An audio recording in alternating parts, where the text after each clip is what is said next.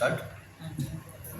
जैसा कि आप सभी को विदित है कि विधानसभा चुनाव के बाद अब छत्तीसगढ़ में भी लोकसभा की चुनावी रणभेरी भर चुकी है।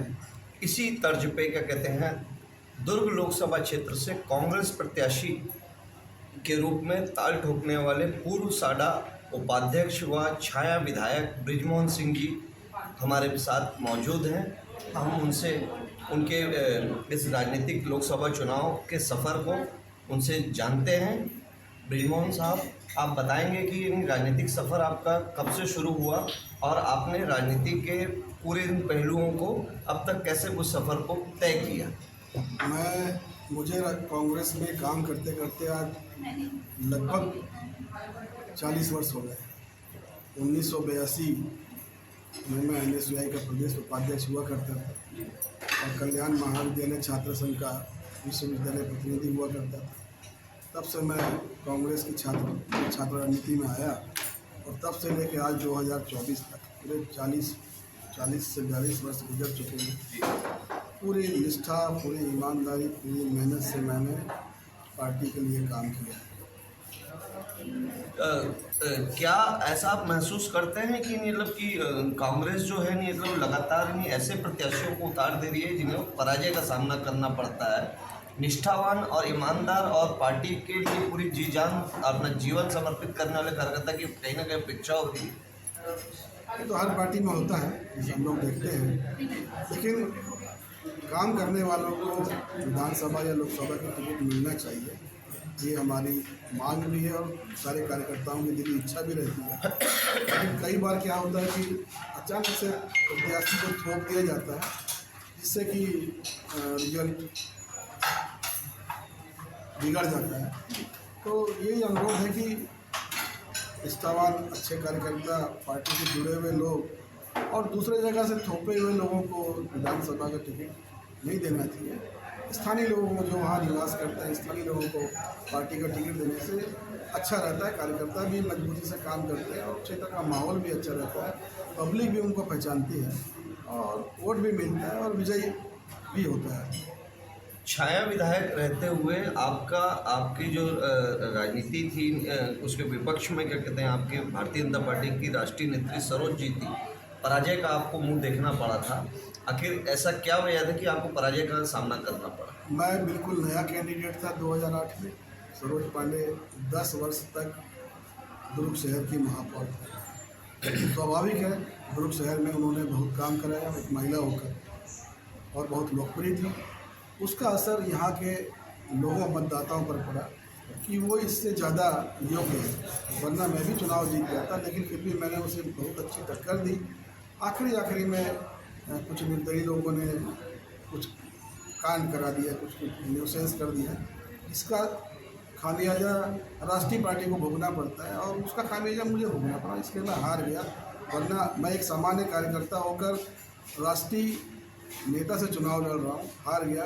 लेकिन आप देखेंगे कि वैशाली नगर विधानसभा में और लोग जो हारे हैं वो बड़े लोगों से हारे और खुद बड़े लोग थे। मैं ही एक ऐसा जो छोटे से कार्यकर्ता था और बड़े से हारे। अभी वर्तमान में चूँकि दुर्ग जिले की बात कही जाए तो यहाँ राज्यसभा सांसद भी हैं और लोकसभा सांसद भी हैं। 5 वर्षों में ऐसा क्या काम हुआ और भाजपा की कथनी और करनी में क्या अंतर देखते हैं? भारतीय जनता पार्टी ने कोई काम नहीं किया। 10 साल से केंद्र में इनकी सरकार है, 15 साल तक छत्तीसगढ़ में इनकी सरकार थी और हम लोगों ने 15 साल लगातार अपने प्रदेश अध्यक्ष, जिला अध्यक्ष के नेतृत्व में विभिन्न जनहित के मुद्दे को लेकर विभिन्न आंदोलन किए, जेल भी गए, लाठी डंडा भी खाए। लेकिन भारतीय जनता पार्टी ने कोई काम नहीं किया, जिसका खामियाजा भारतीय जनता पार्टी में भोगा भी और छत्तीसगढ़ से उनकी सरकार भूपेश बघेल जी के नेतृत्व में बाहर भी हुई। ऐसा आपके स्लोगन शहर में बड़े चर्चा का विषय बने हुए हैं कि और आपका जो लुभावने जो नारे हैं वो बहुत आकर्षित कर रहे हैं मतदाताओं को, उस पर क्या कहना है? स्लोगन नारे तो राजनीतिक दल के लोग लगाते रहते हैं और भाजपा तो हमेशा झूठा नारा और झूठा स्लोगन देते रहती है। मैंने तो एक बहुत अच्छा नारा दिया है, जो स्लोगन मैंने दिया है वो मेरे मन की उपज तो नहीं है। मैंने पढ़ा था कहीं पर, पढ़ के मैंने स्लोगन को दिया है और स्लोगन के पीछे मकसद यही है कि राजनीति में अब झूठ झाट बोलने का समय खत्म हो गया, सच बोलने का और परिश्रम करने का समय आ गया है। और अगर मैं टिकट मांगकर सच बोलकर टिकट मांग रहा हूँ तो लोग मुझे बगावत करने वाला ना समझें, और अगर समझते हैं तो मुझको बागी समझें। यही तो मैंने लिखा है। सर अभी जैसे सरकार अभी बीजेपी की बन चुकी है, पर फिर भी अभी आप ये उम्मीद करते हैं कि अगर टिकट आपको लोकसभा की दी जाए, है ना, तो उसमें आप कहाँ पे देखें अपने आप को, खुद को कहाँ पे देखें? बीजेपी की सरकार बन गई, इसका ये मतलब थोड़ी कि बीजेपी की पूरी सरकार ही बन जाएगी केंद्र में। कोई जरूरी थोड़ी परिवर्तन होता है। अभी देखिए भारतीय जनता पार्टी के जो केंद्रीय नेता लोग छत्तीसगढ़ में आए थे और जो नारे दिए थे, जो वादे किए थे, जो घोषणाएं की थी, उसमें एक भी घोषणा में सही ढंग से अमल नहीं किया है।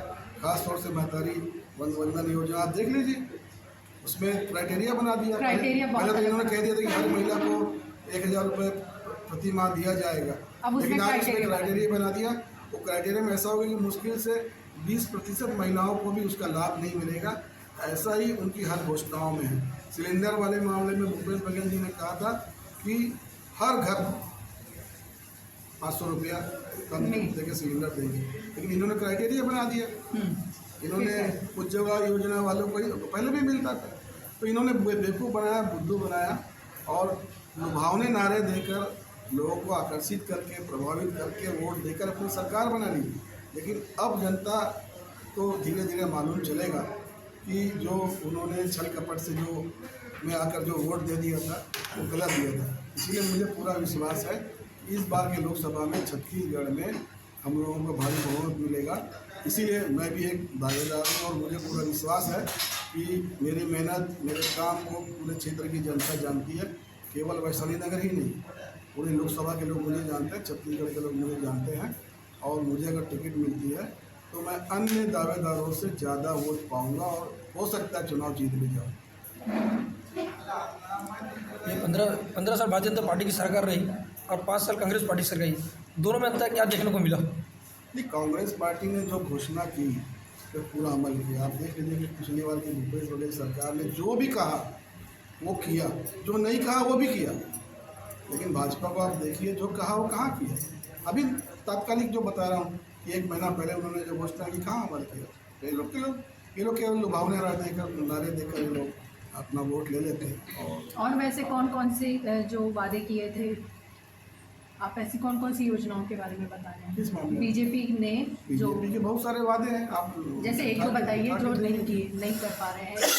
अभी तो 2 ही मामले में वो सामने आए हैं। कांग्रेस ने अगर अभी मेरा नाम बृजमोहन सिंह है। मैं वैशाली नगर विधानसभा क्षेत्र से कांग्रेस पार्टी का विधायक प्रत्याशी रहा हूँ सन 2008 में। धन्यवाद। आगे के चुनाव के लिए आपको बहुत बहुत शुभकामनाएं। धन्यवाद।